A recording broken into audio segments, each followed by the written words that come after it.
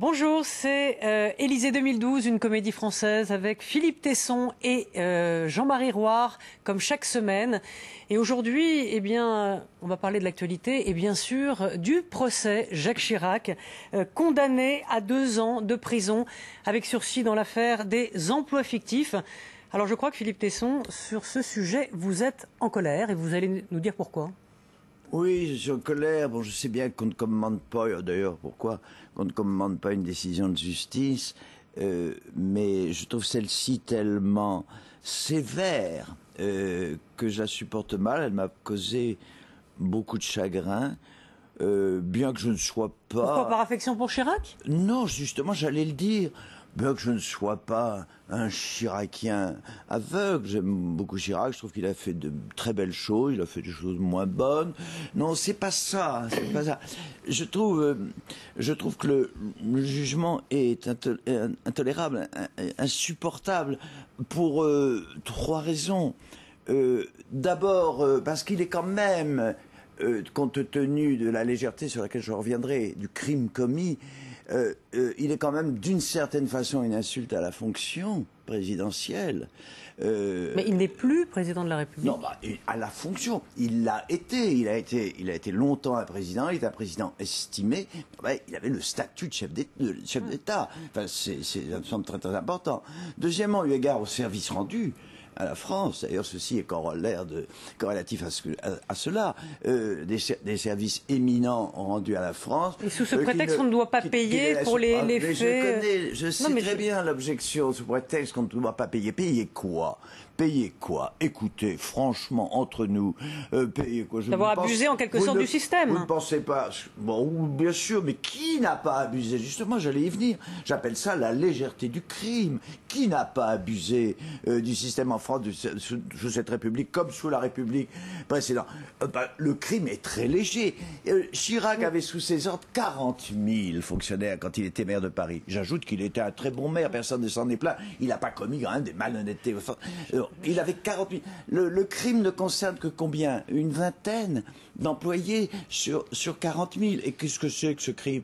C'est un crime que tous les présidents de la République ont commis. Nous le savons très bien. Et je ne parle pas seulement des présidents de la République. C'est un crime qui n'a pénalisé personne. Voilà, pour ces raisons-là, je trouve, ça me confirme dans mon... Est-ce que vous partagez cette compassion? Non, je ne partage pas. Cette fois, c'est Philippe qui est dans le compassionnel. Je ne partage pas cette idée, parce que il me semble que la démocratie doit reposer, vraiment, c'est Montesquieu qui le disait, sur la vertu, et que si les hommes politiques ne se montrent pas vraiment vertueux, c'est-à-dire s'il y a des choses à leur reprocher, alors évidemment avec Chirac, on nous dit maintenant le procès arrive trop tard. Ben oui, mais il faut bien reconnaître que c'est toute la défense de Chirac d'avoir repoussé indéfiniment ce procès par des astuces de procédure, afin d'arriver très tard.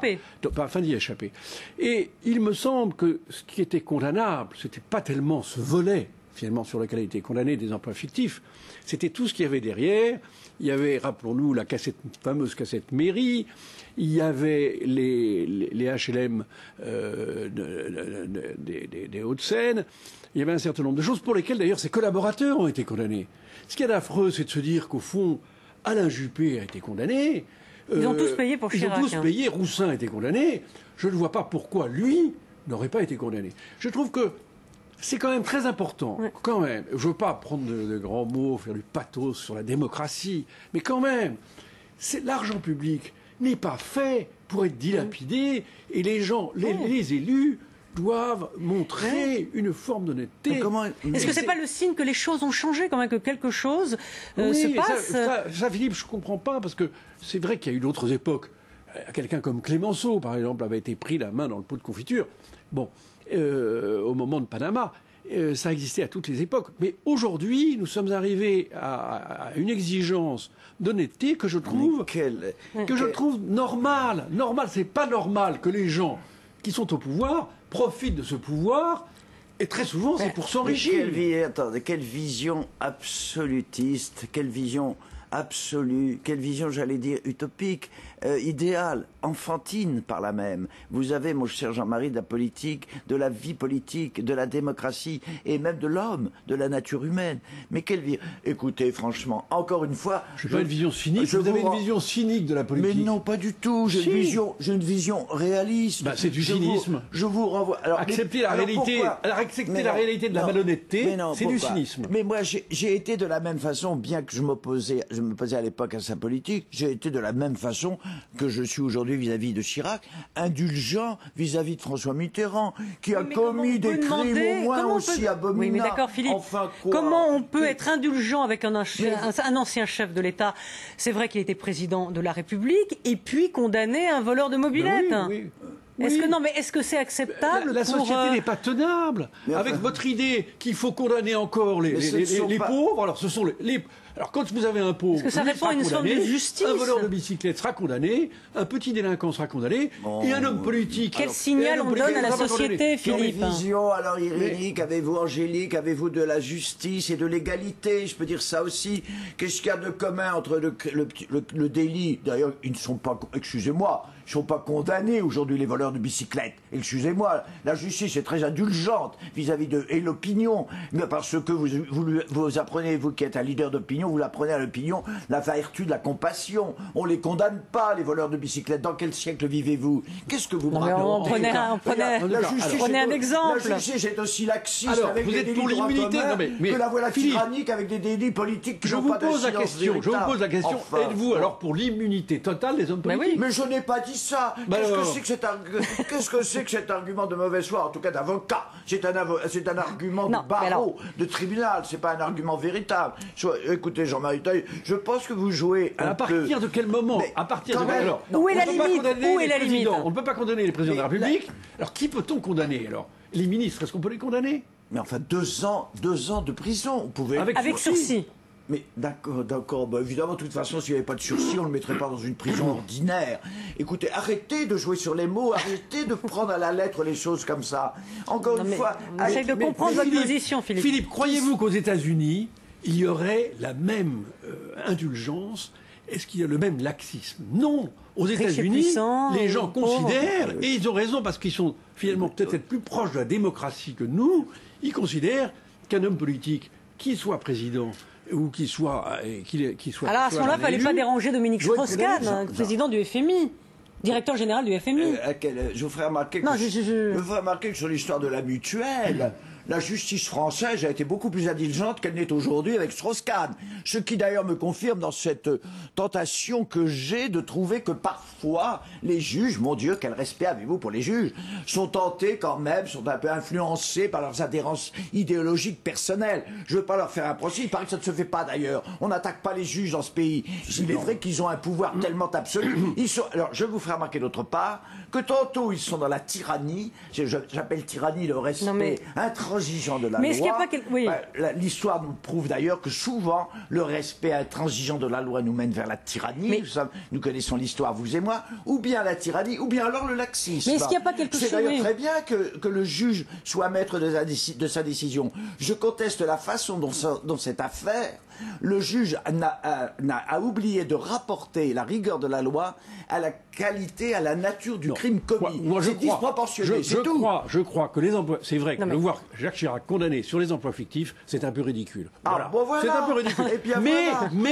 Mais c'est vrai que, rappelez-vous, il y avait eu prescription sur les HLM des Hauts-de-Seine, sur d'autres questions.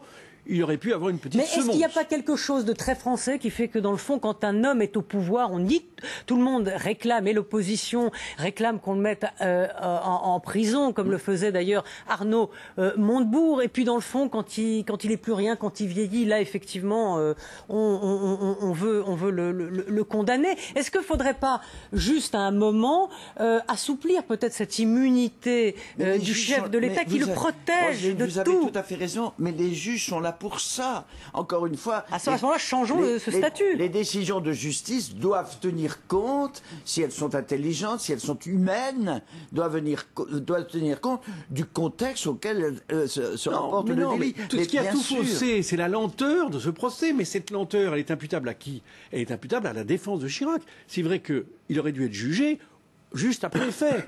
Eh bien, on se trouve 20 ans après ou 25 ans après les faits. C'est ce qui est ridicule. Mais entre-temps, il est tombé malade. Et entre-temps, c'est vrai que c'est un peu lamentable de voir un homme vieilli, malade, devant les... Pour avoir pris des accommodements des accommodements très légers avec la bienséance, une vingtaine de pauvres citoyens sur 40 000 employés, pour avoir pris comme ça un peu ses aises avec la justice, vous auriez souhaité qu'aussitôt après la fin de son mandat, on le traduisit, pourquoi pas, en haute cour et qu'on le condamne à 2 ans de prison. Non, et vous auriez pas trouvé pour ça cette bien. question. Je dis la question pour Jacques Chirac. C'était la question pour laquelle Juppé et Roussin ont subi des condamnations alors qu'ils étaient sous fifre. Eh bien, c'est à propos des HLM des Hauts-de-Seine. C'est là-dessus qu'il y avait vraiment des problèmes. Et sur la cassette mairie. Mais c'est sûr que sur les emplois fictifs, c'était tout à fait véniel. Mais je vous ai jamais... je sais que vous n'êtes... je ne vous fais pas un procès. Je ne vous ai jamais entendu manifester autant d'exigences, autant de Mitterrand. Tout à fait. Les 14 années de mandat de Mitterrand ont vu quand même... Mais la même... Je ne dis pas du scandale. Mais c'est pas parce que ça se fait... Philippe, je ne comprends pas. Si on ne met pas un haut-là, si justement il n'y a pas une décision de justice pour dire ça ne doit plus se faire, eh bien ça continuera. Est-ce qu'il faut changer le statut pénal du chef de l'État ? Ça continuera à se faire. Ça ne peut ne pas continuer à se faire que s'il y a une tyrannie, que s'il y a une dictature. Je relativise. Évidemment, je ne vais pas jusqu'au bout de ce relativisme, mais je considère ces affaires-là avec une sagesse, je ne peux pas mieux dire, indulgente, intelligente, compréhensive. Voilà. L'Amérique n'est pas une tyrannie. Les États-Unis ne sont pas une tyrannie. Or, ils ont admis, une fois pour toutes, que les hommes politiques, eh bien, étaient des justiciables comme les autres. Voilà, et c'est pas une tyrannie. Est-ce que c'est pas... Faut pas exagérer. Non. Moi, je n'aime pas le système judiciaire américain qui est aussi hypocrite que le nôtre et qui, dans les formes, on l'a vu avec l'affaire Strauss-Kahn, est un système totalement inadmissible. Mais est-ce qu'il faudrait trouver un système d'empêchement comme il y a aux États-Unis ? Non, écoutez. Pendant le mandat ? Non. Non, même pas. Alors on fait rien, on bouge pas, on reste comme avant. Mais tout est permis. Mais tout n'est pas permis. Attendez, tout. Qu'est-ce que vous voulez dire par tout ? Écoutez, je ne sais pas si vous êtes sincère ou si vous vous faites l'avocate du diable. Mais je suis pas là pour être sincère, je suis là pour poser des questions. Entre nous, mais réfléchissez, soyez très sincères. Vous êtes une femme tendre, honnête, etc. 40 000 fonctionnaires, il y en a sur les 40 000, 17 ou 20 qui bénéficient d'un petit traitement de faveur parce qu'ils rendent des services au RPR ou à l'UR ou alors parce qu'ils sont des copains de Chirac. Ça vous choque vraiment ? Votre vie personnelle est à l'unisson de cette exigence de vertu. Je voudrais savoir. On est tous d'accord. Votre vie civile, elle est à l'unisson de ça ? Elle est au diapason de ça ? Vous n'avez pas de petites faiblesses. Parce que vous êtes président de la République, vous n'êtes pas un homme et vous n'êtes pas... Parce que je sais que moi, on ne me passera rien, donc je demande aux autres la même exigence. Justement, parce qu'on est un homme politique, parce qu'on est un élu, lointain. Et que si on accepte que les élus aient une sorte d'indélicatesse vis-à-vis des fonds publics, moi je trouve ça extrêmement grave. Vous ne vous rendez pas compte à quel point la démocratie se délite à cause de cette nonchalance. C'est ainsi. C'est une sorte de laxisme vis-à-vis des élus. Je dis une dernière chose. Si vous permettez, je dis une dernière chose. C'est ainsi que Valéry Giscard d'Estaing a été condamné d'une manière, il faut bien le dire, j'allais dire ignoble, c'est vrai, pour une affaire ridicule, dérisoire. Il était condamné par l'opinion. Comment ? C'est une affaire politique. C'est une affaire c'est une affaire dérisoire. C'est une affaire à 3 francs 6 sous. Il n'y a pas eu de procès. Attendez, vous permettez, c'est une affaire à 3 francs 6 sous qui a été montée en épingle, manipulée par un journal, quelqu'un l'a enchaîné, qui est devenue une affaire d'État et qui a permis à François Mitterrand de prendre le pouvoir. Excusez-moi. Et ça ne vous choque pas. Les juges. Oh là là, on déborde. Merci, ça c'est encore un autre sujet. Merci une fois de plus. On ne vous mettra pas d'accord, mais c'est le jeu. Merci à tous les deux.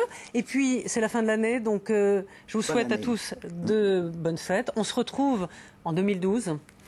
Dans quelques semaines. Merci à tous les deux. Merci à vous de nous suivre. Et tout de suite, les infos continuent sur France 24. Merci.